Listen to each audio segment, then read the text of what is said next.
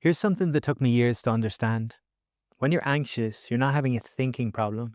You're having a body problem that your mind's trying to explain. The racing thoughts aren't the cause, they're the smoke. And the fire is in your body. And the fastest way I know to reach it is through the breath. If you're new here, my name is Pat Tivoli. I talk here a lot about shadow work, breath and body based therapies. And today I want to talk about anxiety from the inside because I've been there myself and I work with it constantly. For years, I tried to outthink my stress. If I just analyzed it enough or understood it enough, planned enough, I'd be okay. But that never worked because I was using my mind to solve something that wasn't living in my mind. And the breath over time became a bridge for me. It was the thing that let me drop out of my loops of thoughts and into my body, where the anxiety actually was.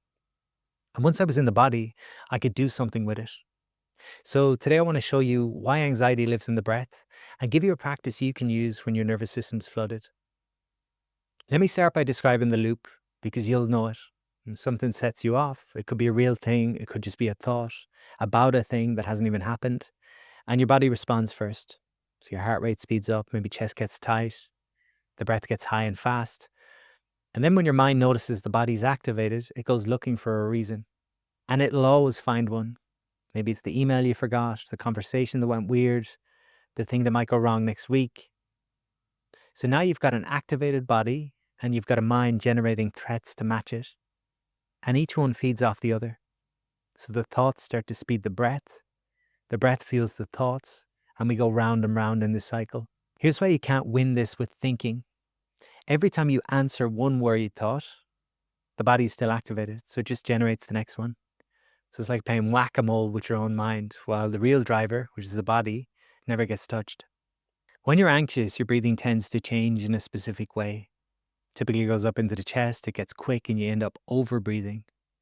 You might remember from a previous video, we talked about what over-breathing does. When you overbreathe, you blow off too much CO2, too much carbon dioxide. And low CO2 does some very physical things to the body.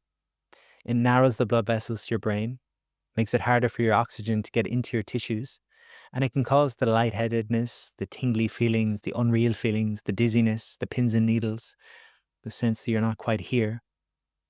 And so a lot of what people call anxiety, the physical symptoms, are partly just the effects of a disordered breath, which is strangely good news because it means you have a dial. You can change the input.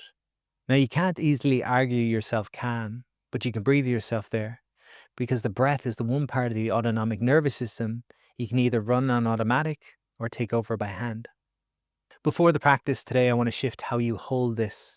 The thing that changed everything for me wasn't getting rid of anxiety. It was learning to see it as a warning light and not a fault. So anxiety is your nervous system saying, I think we're in danger. And sometimes it's right. But oftentimes it's reading an old map and it's reacting to something that isn't a real threat anymore. But it's not broken, it's not your enemy. It's a protective system doing its job a bit too well. So when you stop fighting the anxiety and you start getting curious about it, the whole relationship can change. You're not at war with your own body anymore. Instead, you're listening to it. And the breath is how you answer back, how you tell your system from the inside, I hear you, and we're actually safe right now. So here's a practice. It's really simple and it works because it speaks the nervous system's own language. The key is this. Your inhale gently speeds you up. Your exhale slows you down. So when you want to calm a flooded system, you make the exhale longer than the inhale. And we can do this together.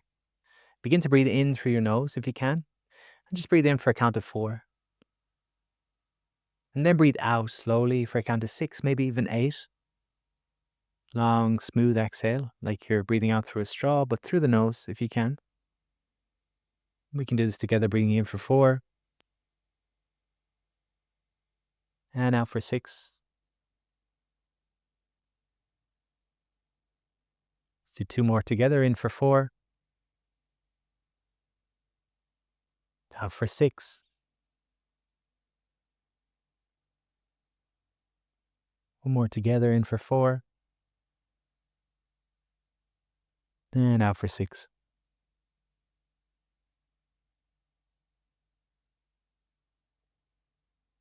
So what we're doing with this is tipping your nervous system toward the rest and recover side. The longer exhale activates the vagus nerve, which is the brake pedal of your system. And after about a minute of this, most people will feel the edge come off. Thoughts will slow down because the body starts to slow. If the counting stresses you, drop the numbers. Just make every out breath longer than the in breath. That's the whole principle.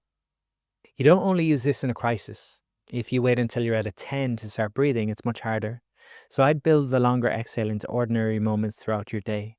Maybe when you're stuck at a red light, or before you open your laptop, maybe walking from the car to the front door. Because the more you practice it calm, the more available it is when you're not.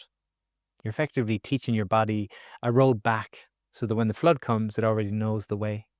And over time, something deeper happens. You stop being afraid of your own anxiety. You know you have a tool. You know the feeling will rise and pass. And that confidence alone takes a huge amount of the charge out of it. So if you take one thing from today's video, let it be this. Your anxiety is not a thinking problem to be out-argued. It's a body in a state, and the breath is the fastest way in. Longer exhale than inhale, through the nose, even a minute or two. And the bigger one, start treating your anxiety as a signal that you can listen to instead of an enemy that you have to beat. If you deal with anxiety, try this the next time it rises, and maybe tell me in the comments how it went.